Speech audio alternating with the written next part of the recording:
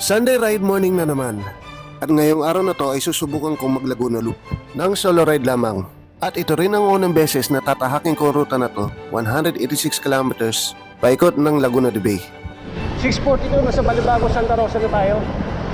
At dahil itong kauna-unang Laguna Loop ko, ako ay super excited. At mountain bike mo nang ginamit ko para sa ride na ito. 6:56. Nasa Binyang Laguna na ako. Nasabi niya na ako nang may biglang napansin ako na taong pamilyar sa akin. Guess what kung sino? Wala lang, si Bumble Bike lang naman.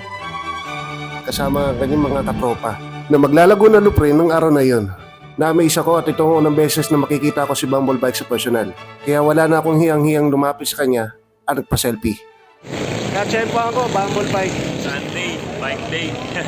Saan kayo, sir? Laguna Loop po. Laguna Loop rin.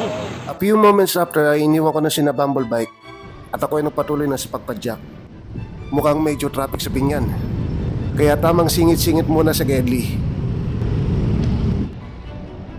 7:30 ng umaga, nasa San Pedro Laguna na ako.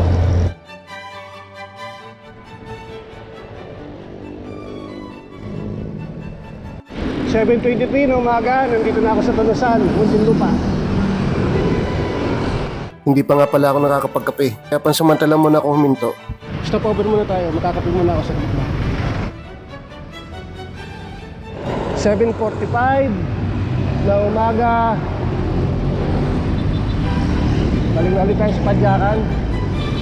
Nandito pa rin ako sa Muntinlupa. 7:56 ng umaga. Nandito na ako sa Ayala, Pilipinas. Muntinlupa pa rin.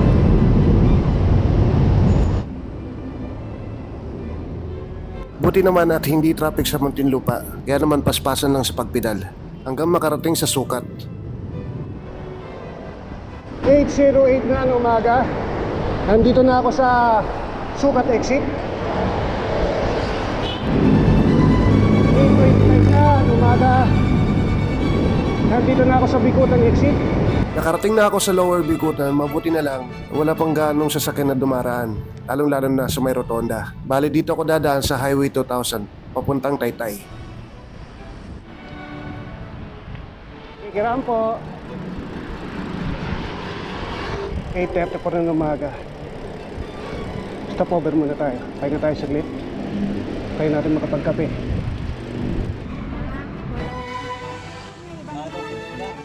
Time check, alas 9, 7 na ng umaga.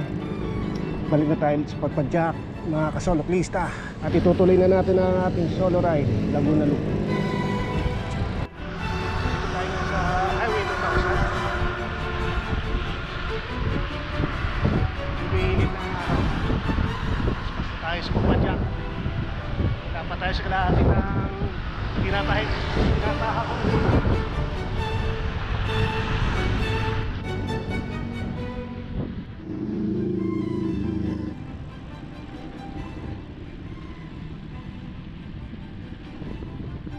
9:27 ng umaga, nandito na tayo sa Taytay.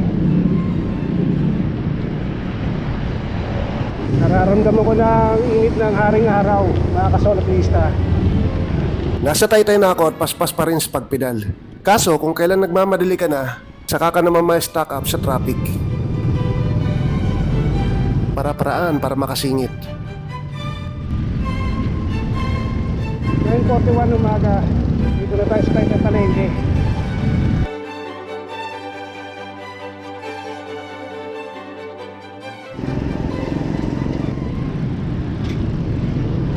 "9:56 ng umaga, nandito na ako sa Angono, Rizal. Paspas hanggang sa makarating na ako sa Binangonan. 10:11 na. Pasado alas 10 na nung makarating ako sa Binangonan kaya huminto muna ako pansamantala at kumain at nagpicture-picture. Alas 11 pasado na. Palusong na ako sa Cardona.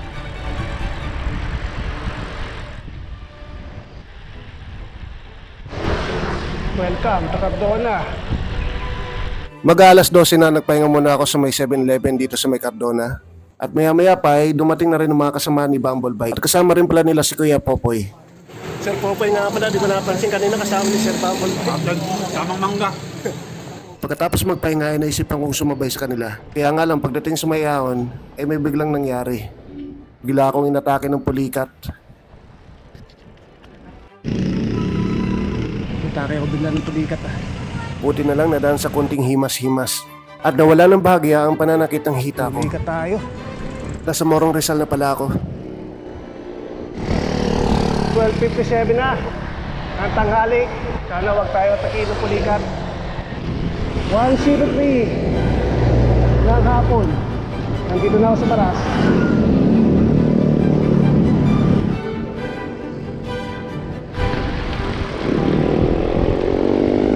Alauna, 22. Sa wakas, nakarating na rin yung Pililya.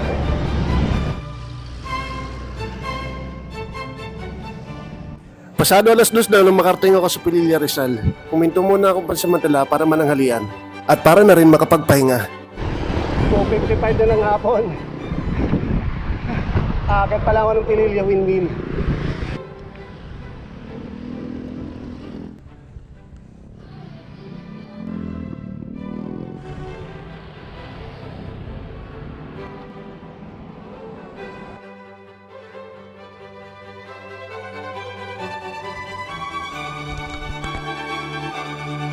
Habang umahon ako sa Pililya, ay nadaanan ko ang mga kabataang ito na naaksidente sa pagbabike. Mamalasin nga naman. Nakadisgrasya yung isa sa mga kasama nila. Ayun na, doon sa kwento nung kasama nila, kagit-gitan sa kurbada. Malapit doon sa lugar kung saan ko sila nakita. Isa sabi ko, safety first. Mabuti na lang wala silang kasabayang mga sasakyan. Ako, mga bata talaga. Alam na delikadong lugar tong Pililya eh. Mag-alas 4 ng hapon, paparating pa lang ako sa Pililya Windmill.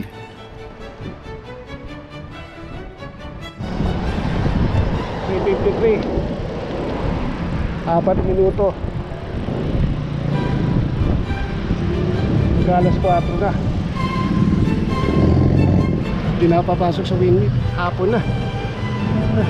Ako, gagabihin na naman ako sa pag-uwi na ito. Di na ako nagtagal at umahon na ako papuntang sitio Bugaring. Ang haba ng ahon.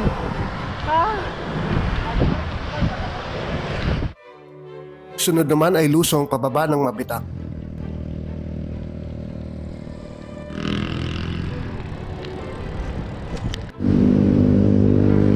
Mabitak. Mabitak na tayo.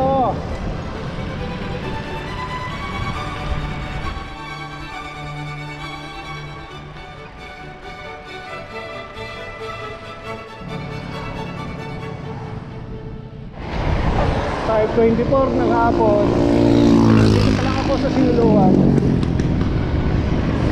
Pagkatapos ng lusong, mahabang patag naman hanggang Paete, Laguna.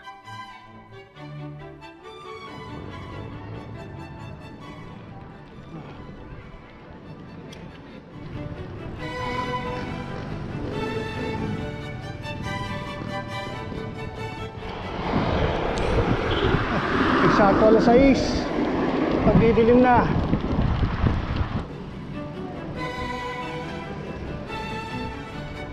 Inabot na ako ng dilim.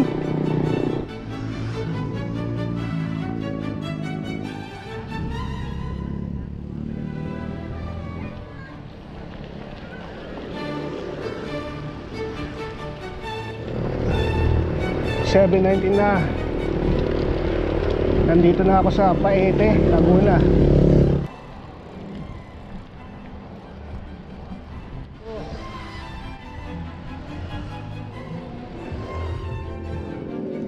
Oops, pakikiram po.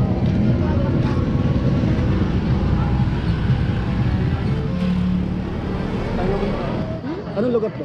Kalayaan. Ay, Kalayaan. Kalayaan. Laguna. Laguna.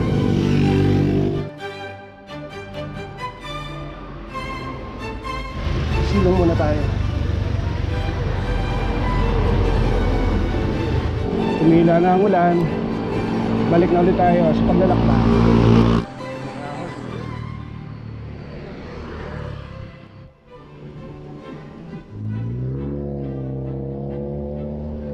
9:32 na. Nandito na ako sa Pagsanhan, Laguna.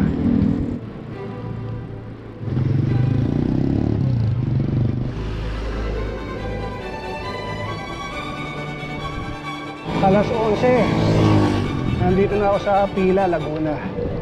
Napaka sobrang late na. Nandito na ako sa Maitim.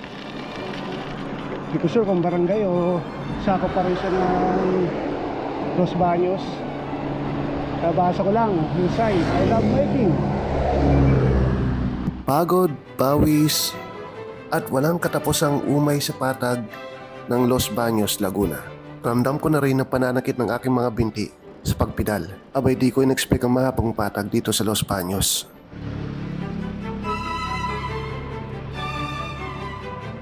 No choice pa rin. Kailangan ko pa rin pumadyak at uwing-uwi na ako. 1:43 ng madaling araw. Nasa Calamba na ako. At ito na ang pinakamahabang oras na nagbike ako. Tapos inabot pa ako ng gabi hanggang madaling araw. Ay, parusa.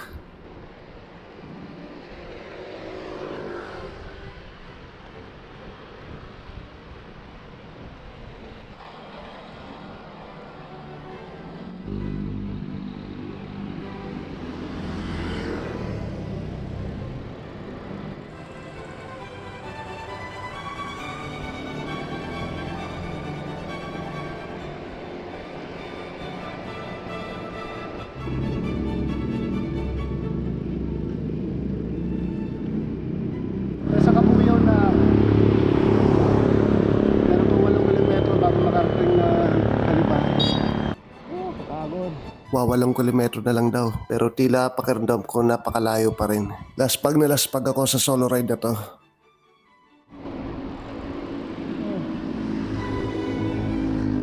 Yun, Santa Rosa na.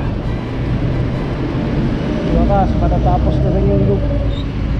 Laguna loop ko. Sa wakas, after 10 years. Tapos din. Nakakauwi na tayo.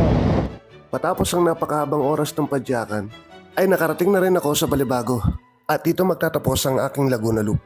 At ito ang kwentong bike ride ng isang soloklista.